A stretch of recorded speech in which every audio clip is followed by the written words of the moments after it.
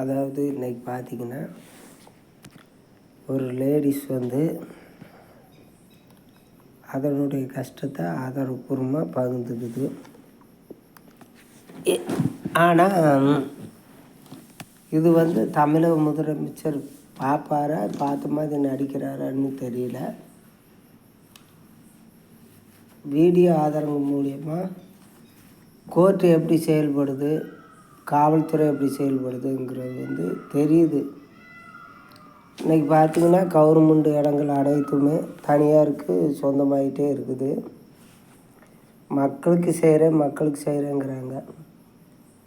ஆனால் எதுவுமே மக்களுக்கு செஞ்ச மாதிரி இல்லை. பார்த்திங்கன்னா காவல்துறை வந்து எதுவுமே கண்டுக்கிறது இல்லை. ஆனால் இன்னும் வந்து நம்ம நாட்டுக்கு வந்து சுதந்திரம் வரலைங்க. இரண்டாவது என்ன கருத்துன்னா, மாற்றுத்திறனாளியை பற்றி இப்போ பேச போகிறேன். ஏன்னா என்னுடைய பையன் ஒருத்தர் மாற்றுத்திறனாளி தான் இருக்கிறான், ஐடி லிஸ்ட்டில் இருக்கிறான். இன்றைக்கி பார்த்திங்கன்னா வந்து இலவச பாஸ் அப்படின்ட்டு கொடுக்குறாங்க, புக்கும் கொடுக்குறாங்க, ஐடியிலையும் பர்மிட்டுங்கிறாங்க. பார்த்திங்கன்னா கவர்மெண்ட்டு பஸ்காரங்க வந்து இப்போ வந்து ப்ளூ கலர் மஞ்சள் கலர் பஸ்ஸில் ஒரு திருப்பூர் மாவட்டம் காங்கேயத்துலேருந்து போகிறாங்க. ஒரு திருச்செந்தூர் கோயிலுக்கு அந்த பையனுக்கு வேண்டி போகிறோம்னா,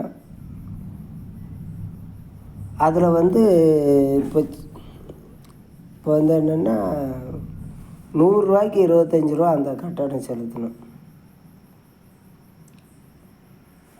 அப்படி கூட போகிற ஆளுக்கும் சரி, அது வந்து நீங்கள் ஏன் அப்படி ஒரு மூளை வளர்ச்சி இல்லாத பையனுக்கு வந்து அந்த 25 ரூபா கட்டணத்தை வாங்குறீங்க. இரண்டாவது கருத்து என்னென்னா, நீ பாஸ் கொடுத்துருக்கீங்க, கண்ட்ராக்டு ஒரு மிஷின் வச்சுருக்கணும். அதை செக் பண்ணி இந்த பையன் 60% இருக்குதா, சரி இலவசமாக போயிட்டு போ அப்படின்னு சொல்லணும். ஆனால் ஏன் வந்து தமிழக அரசு இதெல்லாம் கொடுமைப்படுத்துறீங்க?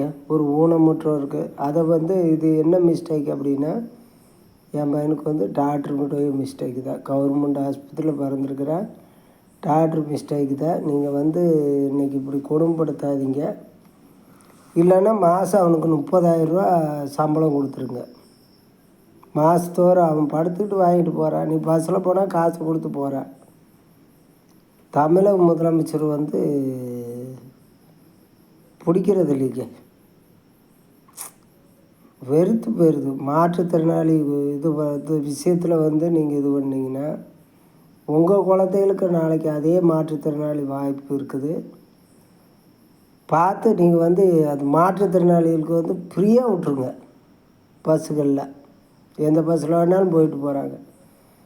ஒரு போகிற வண்டியில் வந்து கீழே கூட உட்காந்துட்டு போகிறேன், ஆனால் சீட்டு கொடுக்கறதில்ல. கண்ட்ராக்ட் வந்து அந்த மாற்றுத்திறனாளி சீட்டை கொடுக்கறது இல்லைங்க. முதலமைச்சர் வந்து வெகு இது பண்ணுறாரு. நீங்கள் பதவி விலகிருங்க, நான் உட்காந்துக்கிறேன். மறுபடியும் சந்திக்கலாம்.